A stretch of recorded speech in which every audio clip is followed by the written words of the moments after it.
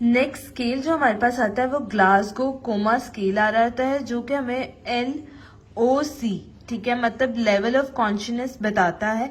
उसको मेजर करने के लिए हम यूज कर रहे थे, डायग्नोसिस पर्पस के लिए होता है। इसको याद करने की आसान ट्रिक ये है कि इसमें ना 3 चीजें आपने याद रखनी हमेशा।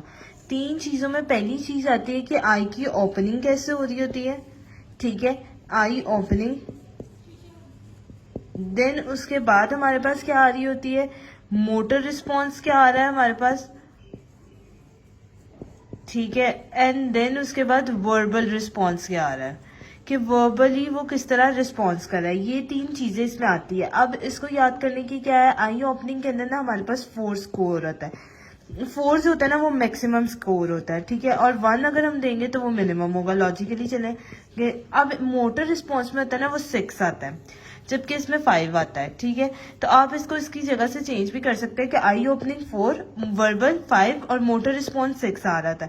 मेजर क्या हमने करनी होती है, लेवल ऑफ कॉन्शियसनेस को।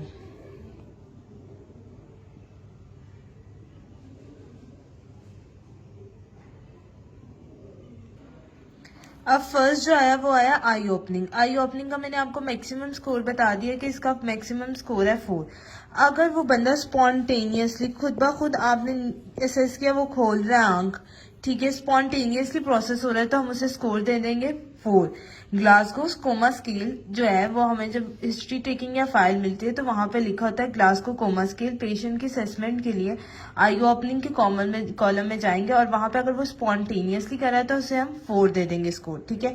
अगर वो हमारे कहने पे टू स्पीच, ठीक है, स्पीच कहने पे या बात करने पे आंख खोल रहा है तो तब उसे हम 3 दे देंगे, ठीक है।